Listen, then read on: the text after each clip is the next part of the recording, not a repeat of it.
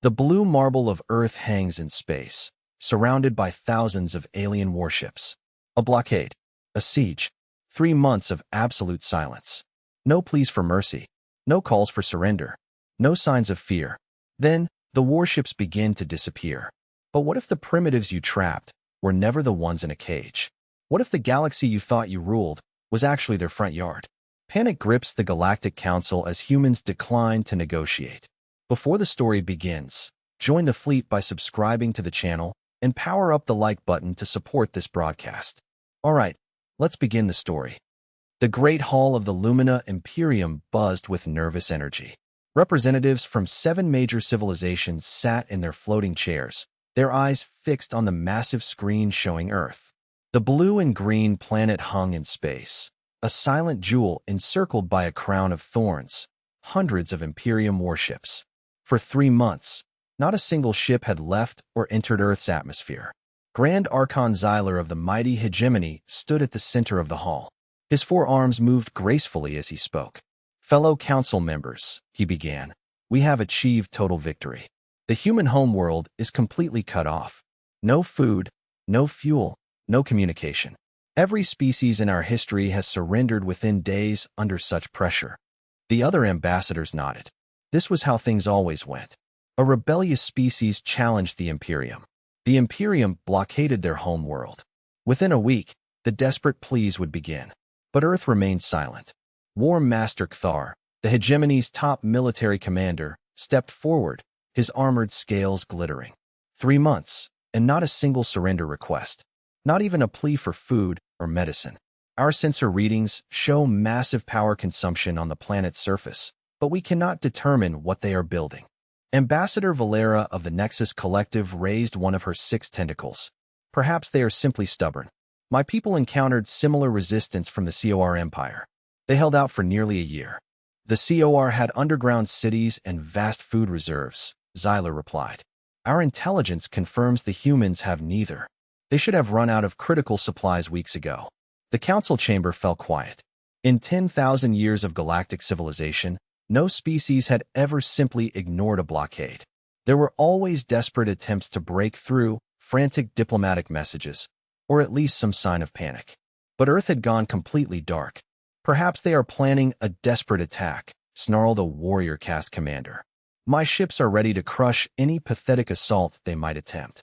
"No," said the soft voice of the Oracle of Lyra, the Imperium's chief intelligence analyst.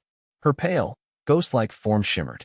"Our deep space monitors show no fleet movements in human space. In fact, their military vessels have been withdrawing toward their home world, not preparing for an attack." This news sent murmurs of confusion through the chamber. Military withdrawal during a blockade was suicide. "What of their colonies?" Valera asked, her tentacles writhing with worry. "Surely they are defenseless." The Oracle's form flickered slightly. "That is where things become unusual. Our scout ships report that human colonies have sealed themselves completely. Landing attempts have been repelled by defensive systems we do not recognize. It is as if they are preparing for a long siege."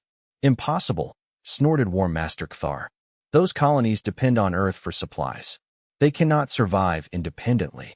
Yet, the Oracle replied quietly, "They appear to be doing exactly that." Xyler called for a private discussion. The smaller species representatives were dismissed. Once alone, the 7 great powers faced each other with growing unease. "What are they hiding?" asked the trade minister, his mechanical voice echoing. "Our economic models show Earth should be in complete chaos.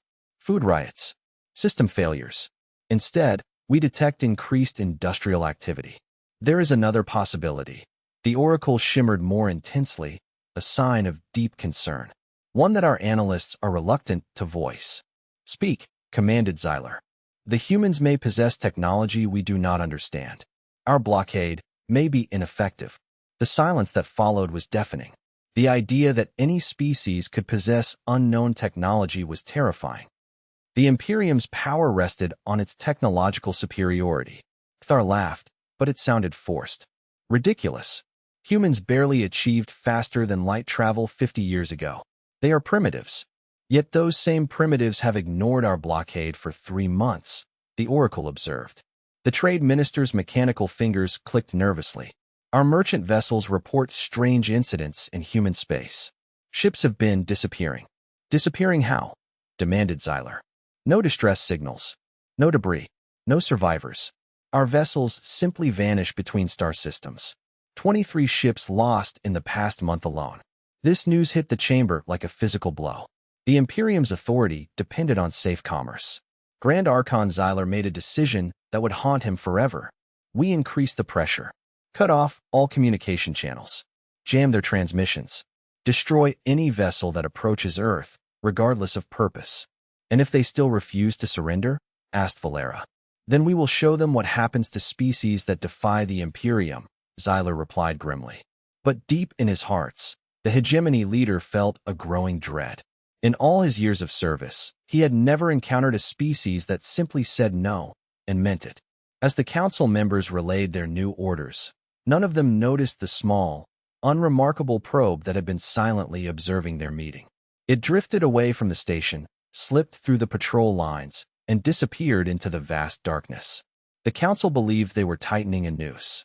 They had no idea they were walking into a trap set long before their civilizations had even learned to use fire. 6 weeks had passed. Grand Archon Zyler stood on the communication deck of his flagship, watching reports flood in. What he saw made his 4 hearts beat faster with alarm. "Show me the Catherine Syndicate report again," he ordered. The hologram activated. A merchant captain, his blue skin pale with fear. "Archon Zyler, I must report a complete loss of shipping in Sector 70-749. 3 of our largest cargo fleets have vanished without a trace." "Define vanished," Zyler said, though he'd heard this report 5 times. "Gone, sir. No debris. No signals. They enter the sector and simply disappear. Long-range sensors show nothing unusual until the moment of vanishing.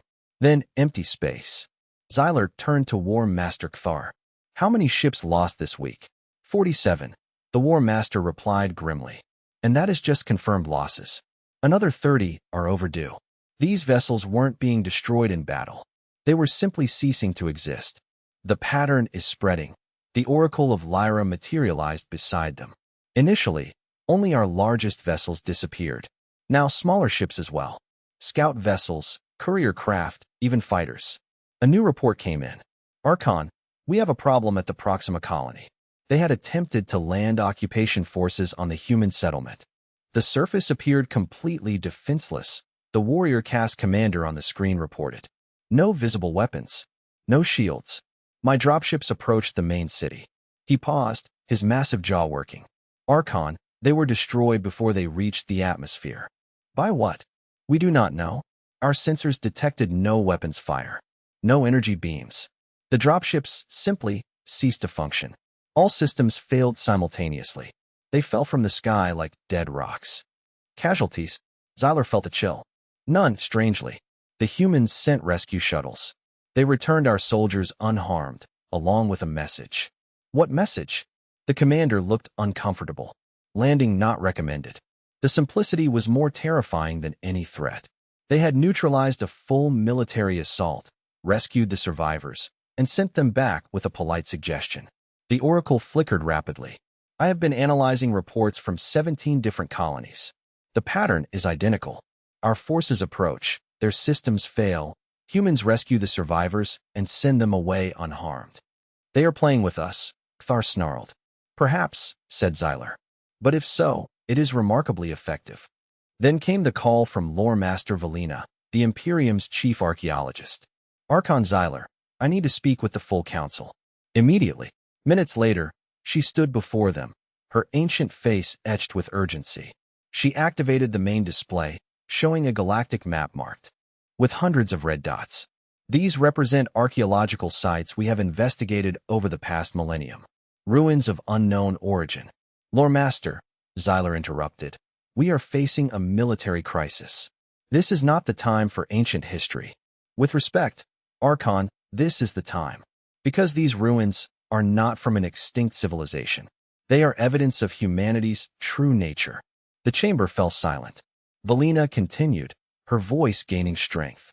"Every site shares identical characteristics. Mathematical systems based on human cognitive patterns. Architectural designs suited for human physiology.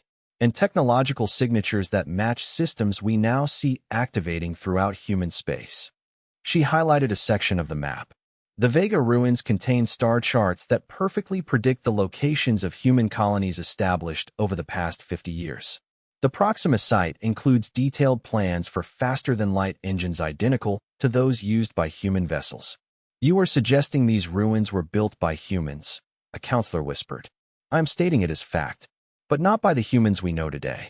These structures are thousands of years old, built by an advanced human civilization that disappeared long before our current galactic powers achieved space flight." The revelation hit the chamber like a shockwave. "Impossible," the trade minister crackled. "Human technology is primitive." "Is it?" Valina asked grimly. "Or is it what they wanted us to see?" She showed detailed scans of human ships. "Look at the internal structure, the power distribution. These are not primitive designs. They are deliberately simplified versions of far more advanced technology. Like teaching tools." The oracle shimmered. "You believe humans have been hiding their true capabilities?" "I believe they have been testing us," Valina replied. "Observing how we would react to a seemingly inferior species. Consider the timeline. They achieve FTL 50 years ago. They make contact 49 years ago. They follow all our laws, pay all our tributes. Until now," Thar growled. "Until we decided to conquer them," Valina corrected. "The moment we declared them a threat and moved to subjugate their home world, everything changed." She activated a final display. "These installations now powering up, they match the energy signatures from the ancient ruins, but on a scale we never imagined. This is not a defensive network. This is infrastructure. An entire hidden civilization, dormant for millennia." "You are saying humanity never left this region of space," Valera stammered. "I am saying humanity built this region of space. Every major star system, every important trade route, every strategic resource deposit, they were all planned and developed by an ancient human civilization." The council stared in horror. Their entire economic and communication system was built on infrastructure designed by humans. They were not rulers of the galaxy. They were tenants. The emergency comm activated. The oracle became solid, radiating alarm. "I am receiving priority alerts. The ruins, all of them, they are activating simultaneously." The main display showed power readings that dwarfed the Imperium's entire combined output. As they watched, the communication system chimed with an incoming message from Earth. Xyler accepted. The same calm human woman appeared on the display. Administrator Eva Rostova. "Greetings," she said. "We have detected some confusion regarding recent infrastructure activations.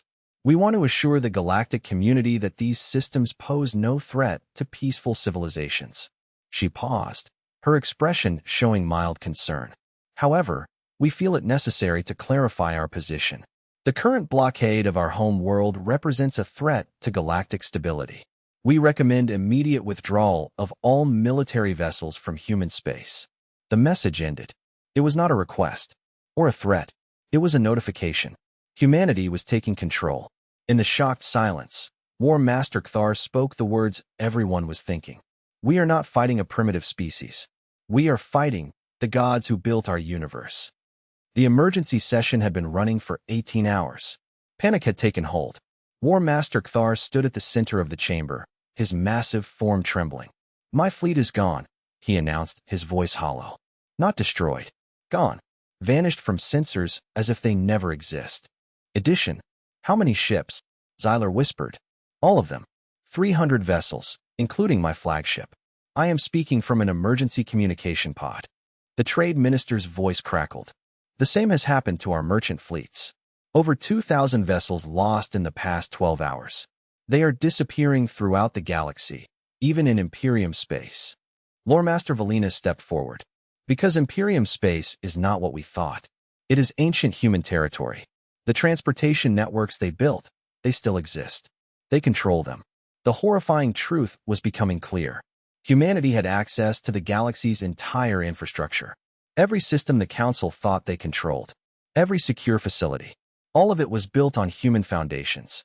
A warrior caste commander's voice boomed from the comm system. "Council members, human vessels have appeared in our space." "Appeared how?" "They simply arrived. No FTL signatures. No energy trails. Our sensors detected nothing until they were already here. The display showed massive ships hanging in space, their forms seeming to bend light. Our sensors cannot get accurate readings, the commander stammered. It is as if they exist and do not exist simultaneously. And there is more, he continued. Human representatives have been visiting our installations. Visiting how? They appear inside our ships. Despite active shields, they deliver a message and leave. Our guards never see them arrive or depart. What message? Zyler asked, dreading the answer. The same message every time. Withdrawal recommended. Nothing else. The Oracle confirmed it.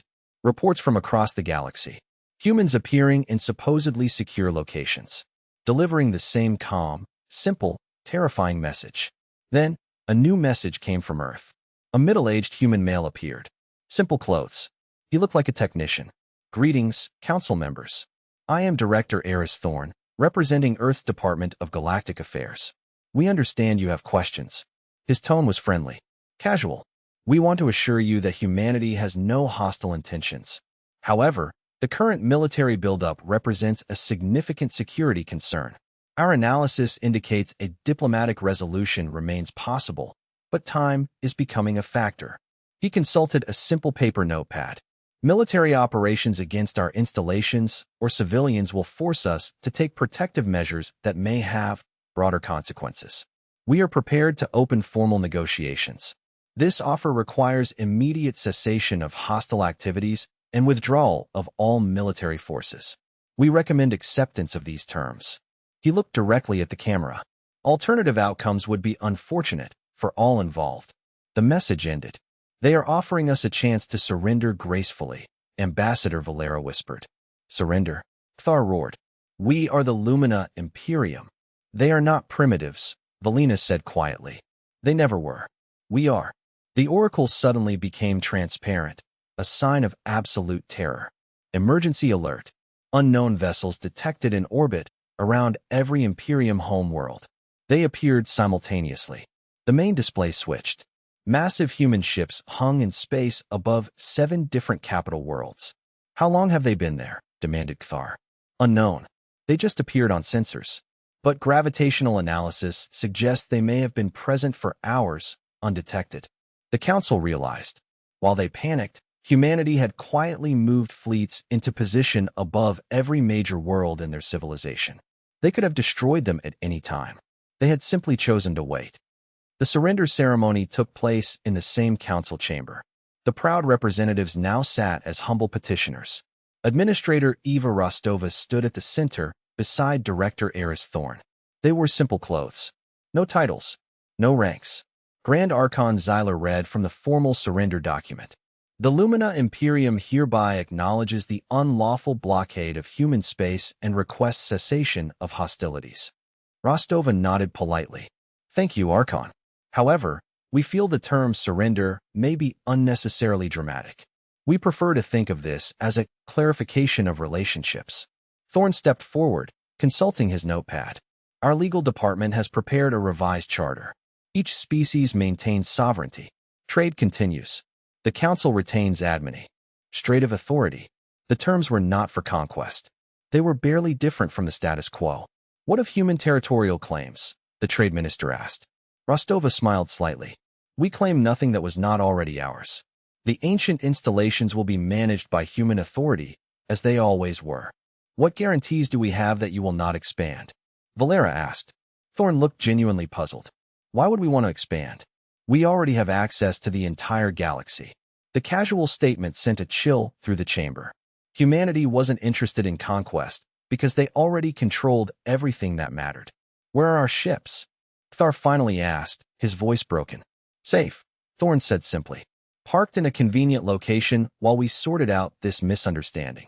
We felt it would be easier to move your fleets to neutral space rather than work around them. They will be returned within 48 hours.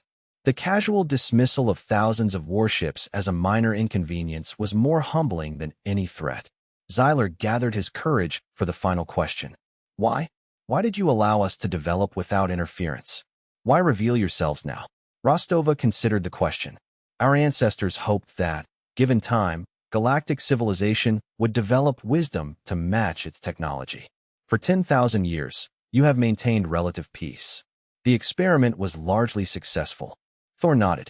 However, recent events suggested intervention had become necessary. Recent events? The decision to conquer humanity based on perceived weakness, Rostova replied. It indicated you had not yet learned to coexist with species possessing different capabilities. But why the deception? Rostova's expression grew sad. Because we remember what happened the last time humanity openly ruled the galaxy. Power corrupts. Our ancestors chose dormancy to avoid becoming tyrants. We had hoped that by the time circumstances forced our return, galactic civilization would be mature enough to accept us as partners, not masters. The implication was clear. They were not. The revised charter, Thorne said, looking at his notes, includes provisions for a human advisory council. We will maintain small diplomatic missions on major worlds to assist with questions about infrastructure use. Advisory Council? Asked Ambassador Valera. We prefer to think of ourselves as helpful neighbors, Rostova explained. Available when needed, but not interfering in day-to-day governance. The galaxy had not been conquered. It had been put under new management. As the ceremony concluded, Zyler found himself alone with Rostova. May I ask, are you disappointed in us? In what we became? Rostova looked out at the stars. Disappointed? No. You created peace. You developed art and science and philosophy. But you maintained that peace through the threat of force. When faced with something you did not understand, your first instinct was still to attack. We acted out of fear, Zyler admitted. Yes, Rostova said. And that is why humanity must remain visible now. Fear drove you to make this mistake. Perhaps our presence will help prevent similar errors in the future. The galaxy had not ended. It had simply grown up enough to meet its parents.